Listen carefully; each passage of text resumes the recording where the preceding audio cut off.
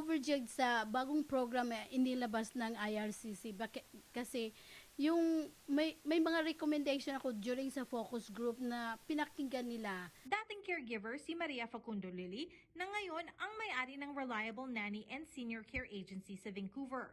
Sumali siya sa ginawang konsultasyon ng IRCC ngayong taon para sa mga pagbabagong kailangan sa caregiver program.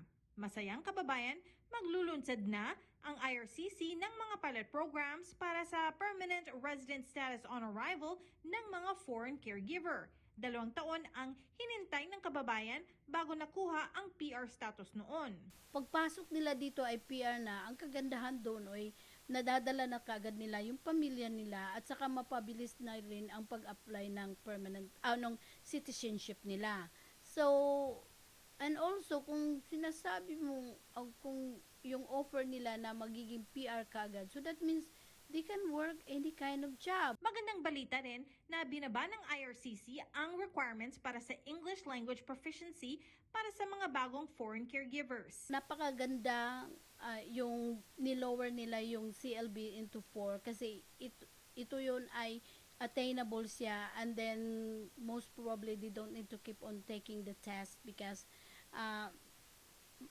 kaya na nilang i-attain ang level yung CLB4, and then so that means they can save money.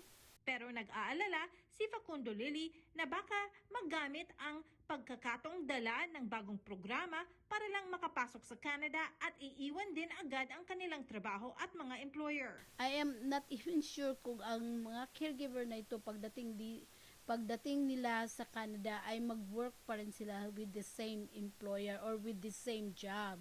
Kasi nga, permanent residents na sila right away. So, most of them, pag mag-PR na yan sila, either mag-upgrade na sila sa education nila or mag-change sila ng career, mag-change sila ng job. Ganun ang kadalasang nangyayari.